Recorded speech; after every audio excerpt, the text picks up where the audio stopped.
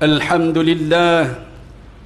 لله القائل اعملوا أنما الحياة الدنيا لعب ولهو وزينة وتفاخر بينكم وتكاثر في الأموال والأولاد أشهد أن لا إله إلا الله وحده لا شريك له وأشهد أن محمدا عبده ورسوله اللهم صل وسلم على سيدنا محمد وعلى آله وصحبه أجمعين أما بعد فيا أيها المسلمون اتقوا الله أوصيكم وإياي بتقوى الله فقد فاز المتقون قال الله تعالى يا أيها الذين آمنوا اتقوا الله حق تقاته ولا تموتن إلا وأنتم مسلمون. Muslimin yang dirahmati Allah Subhanahu wa taala sekalian, saya menyeru agar kita bersama-sama meningkatkan ketakwaan kita kepada Allah Subhanahu wa taala dengan melaksanakan segala perintahnya dan meninggalkan segala larangannya. Marilah kita memberi sepenuh tumpuan kepada khutbah yang disampaikan. Janganlah berbual-bual dan berleka-leka dengan telefon bimbit. Semoga khutbah ini memberi manfaat kepada kita semua. Khatib ingin mengajak para jemaah sekalian untuk sama-sama menghayati khutbah pada hari ini yang bertajuk Dunia Sementara, Akhirat Selamanya. Hadirin Jumaat yang dirahmati Allah Subhanahu wa taala.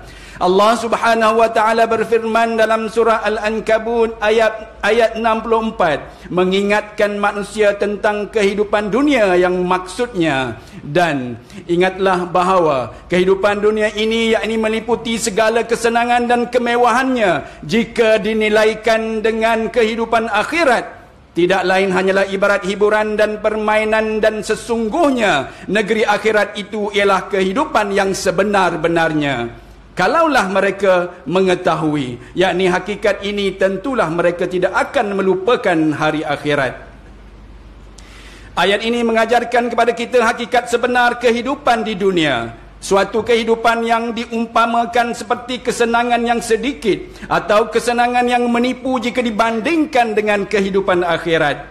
Satu hari di akhirat bersamaan dengan 1000 tahun di dunia. Umat Nabi Muhammad sallallahu alaihi wasallam pula antara 60 tahun hingga 70 tahun sahaja. Tempoh hidup di alam barzakh lebih lama berbanding tempoh hidup di dunia. Umat-umat terdahulu, banyak daripada kalangan mereka yang mendustakan para rasul. Lalu di manakah mereka sekarang? Sekarang mereka sedang berada di alam barzakh dan sedang menikmati apa yang telah mereka lakukan dalam kehidupan dunia yang lalu. Hadirin Jumaat yang dimuliakan, lantaran itu Allah Subhanahu wa taala beritakan kepada kita seperti yang dinukilkan dalam kitab tafsir Al-Munir juzuk 17 dirujuk kepada mafhum ayat 112 hingga 114 surah Al-Mu'minun mengenai dialog Allah dengan orang kafir selaku penghuni neraka dengan mafhum firman Allah Subhanahu wa taala.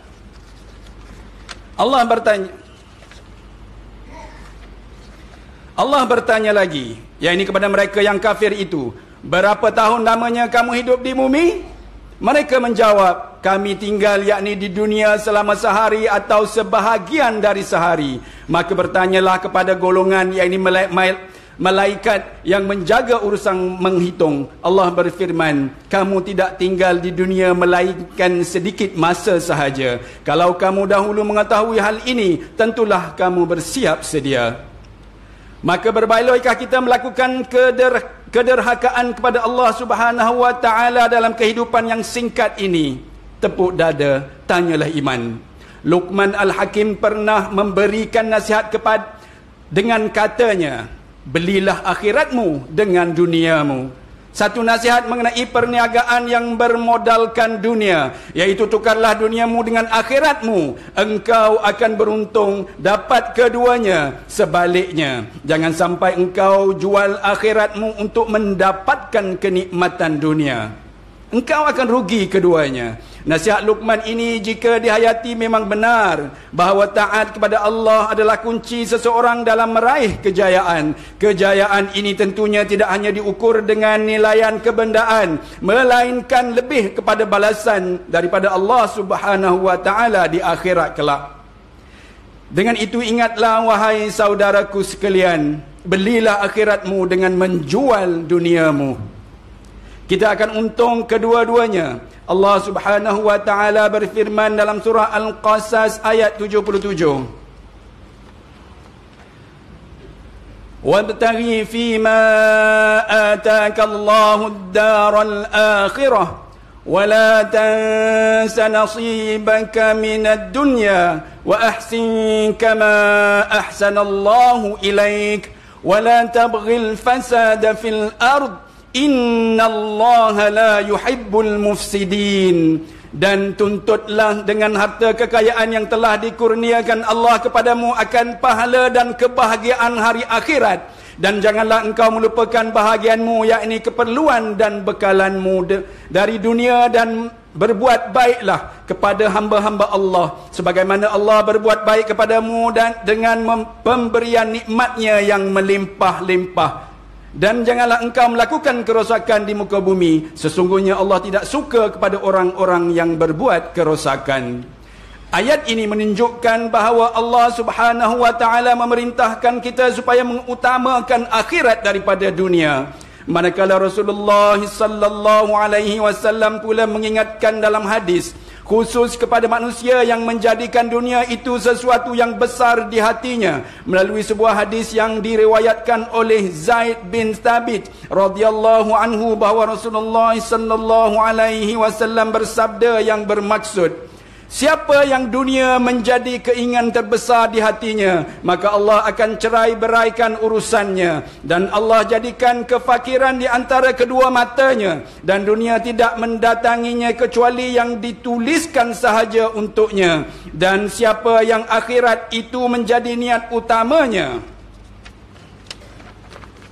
yang ini keinginan terbesar di hatinya akhirat, Allah akan kumpulkan urusannya, dan Allah akan jadikan kekayaan di hatinya, dan dunia akan mendatanginya dalam keadaan dunia itu hina di matanya.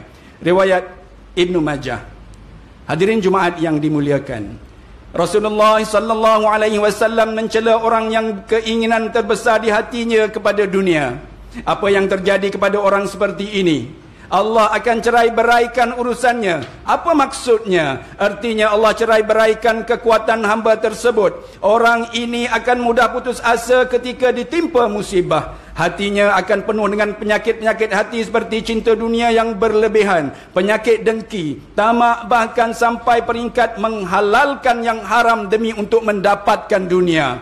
Allah berfirman dalam surah Hud ayat 15 hingga 16 yang bermaksud, sesiapa yang menginginkan kehidupan dunia dan perhiasannya, maka kami akan membalas hasil usaha mereka di dunia dengan sempurna, dan mereka tidak dikurangkan sedikit pun padanya. Mereka itulah orang yang tidak mendapat sesuatu pun pada hari akhirat kelak selain daripada azab neraka, dan pada hari itu gugurlah apa yang mereka lakukan di dunia, dan batallah apa yang mereka telah kerjakan. Pernah sahabat kesayangan baginda iaitu Umar Al-Khattab radhiyallahu anhu menangis melihat susahnya hidup Nabi sallallahu alaihi wasallam. Lalu Nabi bersabda yang bermaksud, aku tidak memiliki kecenderungan, yakni kecintaan terhadap dunia. Keberadaanku di dalam dunia seperti seorang musafir yang berteduh di bawah pohon, kemudian pergi dan meninggalkan pohon tersebut. Manfaatkanlah peluang ini sebaiknya dengan memperbaiki diri serta memperbanyakkan bekalan untuk dibawa ke destinasi kehidupan hakiki. Kehidupan di dunia ini sifatnya fana. Setiap makhluk yang bernyawa pasti akan menemui ajalnya. Maka berapa lama sekalipun umur seseorang, dunia tetap akan berakhir baginya. Hakikatnya, kita semua sedang menunggu giliran untuk menuju kehidupan abadi yang akan menjemput setiap insan tanpa mengenal usia. kesihatan, serta tidak dapat diduga di mana dan bilakah saat kematian mereka akan tiba. Firman Allah Subhanahu wa taala dalam surah Luqman ayat 34 yang bermaksud, dan tiada seorang pun yang mengetahui apa yang akan diusahakannya esok, yakni sama ada baik atau jahat, dan tiada seorang pun yang dapat mengetahui di bumi negeri manakah dia akan mati. Sesungguhnya Allah Maha mengetahui lagi Maha meliputi pengetahuannya. Hadirin Jumaat yang berbahagia, hadis ini pula memberikan peringatan kepada kita agar tidak berpanjang angan-angan tentang dunia. Daripada Ibnu Umar radhiyallahu anhu bahawa Rasulullah sallallahu alaihi wasallam bersabda yang bermaksud, Rasulullah sallallahu alaihi wasallam memegang kedua-dua bahu saya sambil bersabda, hiduplah engkau di dunia seolah-olah orang asing atau pengembara. Ibnu Umar berkata, jika kamu berada di petang hari, jangan tunggu pagi hari, dan jika kamu berada di pagi hari, jangan tunggu petang hari. Gunakanlah kesihatanmu untuk, yakni persiapan semasa sakitmu dan kehidupanmu untuk kematianmu. Riwayat Al-Bukhari. Dunia seterusnya dimanfaatkan sebagai bekal menuju akhirat. Dunia umpama ladang persemaian dan akhiratlah tempat menuainya. Semailah sebanyak-banyaknya amal ibadat dan amalan soleh agar dapat dimanfaatkan kelak sekembalinya kita ke akhirat nanti, menjadi bekalan agar selamat melepasi titian sirat. Lantaran itu, hadis di atas mengingatkan kita agar sentiasa bersedia dan memanfaatkan waktu yang ada, serta jangan melengah-lengahkannya. Dunia ini adalah jambatan yang menjadi penghubung menuju akhirat. Maka sentiasalah bersedia sebagaimana seorang pengembara yang sedang dalam perjalanan menuju ke satu destinasi. Pastinya perjalanan tersebut diawali dengan persiapan yang rapi seperti persediaan ilmu yang mantap dan bekalan yang mencukupi agar tidak tersesat dan tersasar dari landasannya, serta berjaya sampai ke destinasi dengan selamat. Hadirin Jumaat yang dikasihi sekalian, mengakhiri khutbah pada hari ini, marilah kita mengambil beberapa intipati khutbah sebagai panduan kita bersama, iaitu: 1. Kita hendaklah yakin bahawa kehidupan dunia adalah sebentar dan sementara sahaja, manakala akhirat ialah negeri yang kekal abadi.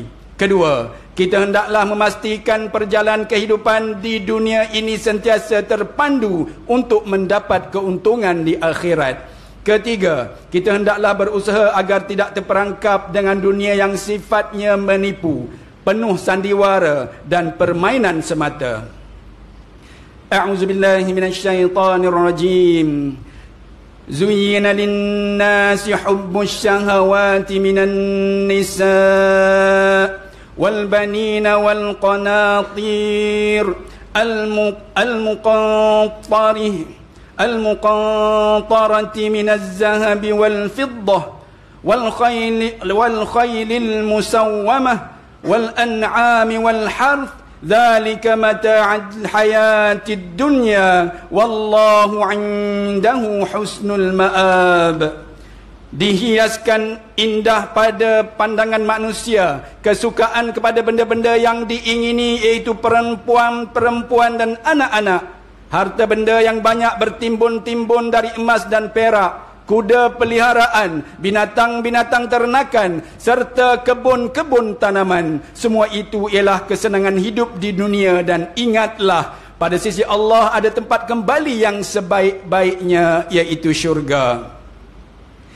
Ali Imran ayat 14. Barakallahu li wa lakum fil Qur'anil azim wa nafa'ani wa iyyakum bima fihi minal ayati wadh-dhikril hakim wa taqabbala minni wa minkum tilawatahu innahu huwas sami'ul alim. Aqulu qawli hadha wa astaghfirullahal azim li wa lakum wa lisairil muslimina wal muslimat fastaghfiruhu innahu huwal ghafurur rahim.